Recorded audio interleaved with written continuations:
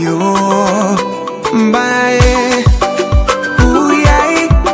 Hey, yeah, yeah, yeah. Ah, yeah. Les hommes parlent, ils parlent de toi, mais ils disent ce qu'ils ne connaissent pas. Ils lisent ta parole, mais ils la comprennent pas. De retour pour la deuxième partie de cette émission Let Them Know avec l'invité du jour, le pasteur Faith Oum. Nous avons déjà décollé avec tout ce qui est naissance, éducation, scolarité. Et maintenant, il y a quelque chose qui me vient à l'esprit.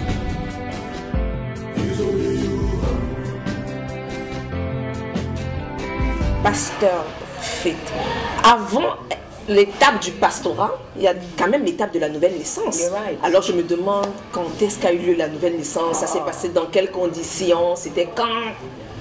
That's a very good question, and I'm happy because I knew the date and Wow. the time, even that I gave my life to Christ. Wow. It's an important thing because there are people who don't even have a testimony for their salvation. On the 21st of May 2001, I received Christ, and it was a very, I mean, it was an incident, should I say so? It was something I will never forget because it was so special. Wow. You know,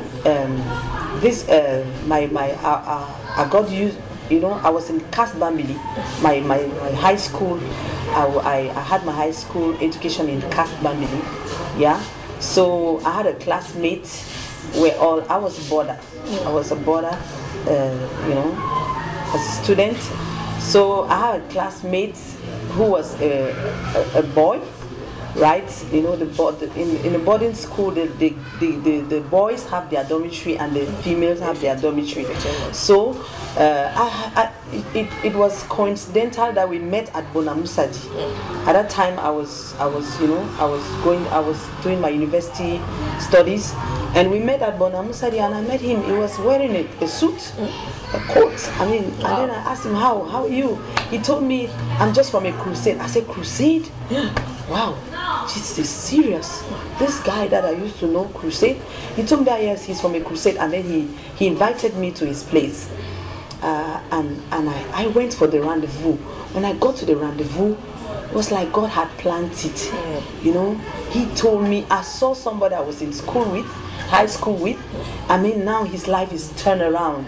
He told me, this is how my life is. Are you ready to receive Christ as your personal Lord and Savior? Wow. And it was so touching. It went right deep into my heart. I said, why not?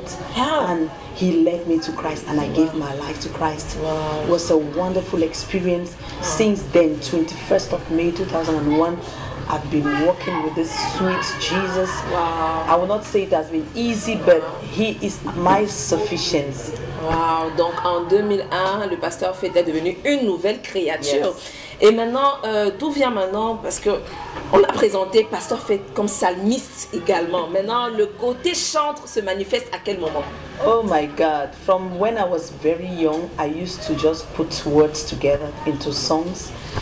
Little did I know one day I would be passionate, you know, and even pursue the worship ministry as of now. You know, till when I came to Yaoundé, before I came to Yaoundé, I was singing in the youth choir, English choir in my church, in my church, Presbyterian church. Now I came over to Yaoundé, I was in the Presbyterian church in Simeon, the Holy Trinity choir. I was in that choir, and when I gave my life to Christ, you know, I'm not saying that when you give your life, you're obliged to change. No, I saw Mama Udine Gaska. You know, I watched her on TV and I was like, oh my God, I love this lady. And then my spiritual father who led me to Christ happened to visit Living Word Fellowship, one of their camp meetings, and took me along. So when I went there, I saw the choir, the Living Word Fellowship choir, the Royal Voice that is now, where they were worshiping God. I mean, there was Clarice Ibe, Mama Clarice Ibe. She had a baby in her hand and she was singing. I mean, it touched my heart. I said, God, I would really like to sing like this lady. And I told my spiritual father that I would like to be part of this choir. So he told me that if I want to be part of this choir, he can introduce me to the choir. So he saw Papa's song Usimbo, who is in the US and Canada right now. He saw him, and since Papa Song was very used to Bishop Chris Raymond, and Papa Song came to live in, and he was very used to Odin Gaska as well. So he just told Mama Odi, this is a daughter I presented to you. And I now became a member of Royal Voice in 2003. Yeah, in the member of Royal Voice. And when I became a member of Royal Voice, it was, I started, just worshiping. But at the same time, I was a member of Cameroon Youth for Jesus. A member of Cameroon Youth for Jesus, since that my spiritual father was the present national coordinator of Cameroon Youth for Jesus. So I became the national choir leader for Cameroon Youth for Jesus. Even as I just gave my life in the zeal and all of that, I grew up, and just as the leader of Cameroon for Jesus, I started something I call gospel remix. Wow, gospel remix. Gospel remix. I had a passion to just gather people, since Cameroon for Jesus already is an interdenominational ministry. So I gathered them, and we did the first gospel remix at the Q's Hall. That's the Q's Hall amphitheater. The Q's amphitheater. It was a blast. It was awesome. People could support us. Romeo was the sound engineer, of course, by then. And the second one we did at Balas Bar Obili. It was not very productive, but thank God for Romeo. He helped us with the sound. And the third one was at the Santi Culturel Camerounais. Yeah. Wow. So that's 2008. And after that, there was a latent period since I got married. Wow. And I had a new life. It was not easy to adjust all of that. After my marriage, I started procreating the first baby. But then the burden, the fire was still in me. There's something I have to do. There's that thing in me about worship. I started gathering people. I said, no, please, there's something I want to see. I want to do an interdenominational gathering where we just worship God and lift the praise unto Him. And it so happened that in 2010, we're celebrating the Jubilee of our nation, Cameroon.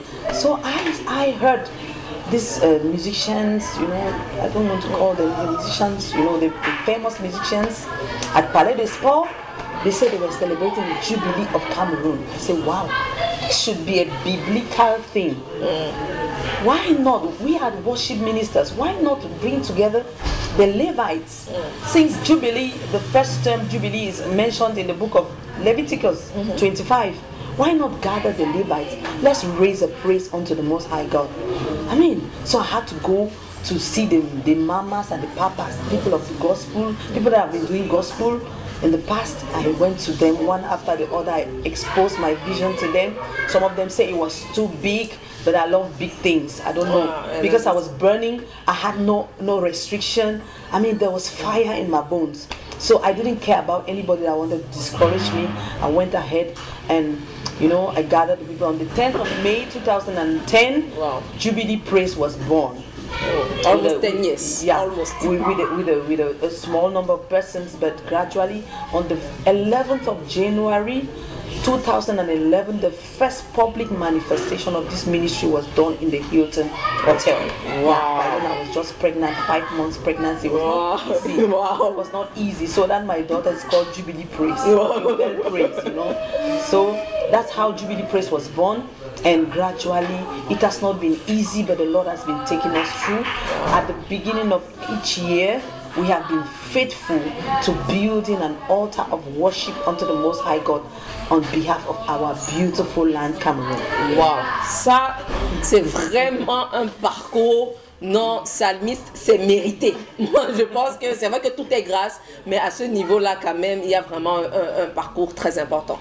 Donc, nous vous revenons dans quelques instants avec les défis rencontrés dans le ministère en tant que chantre, la manière dont tu as pu les surmonter, et encore les projets en cours, notamment pour ce groupe Jubilee Praise Team et même des projets personnels dans la carrière musicale.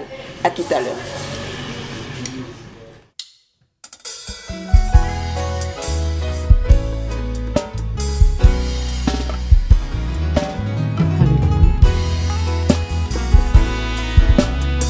Fait-il être glorifié, Seigneur?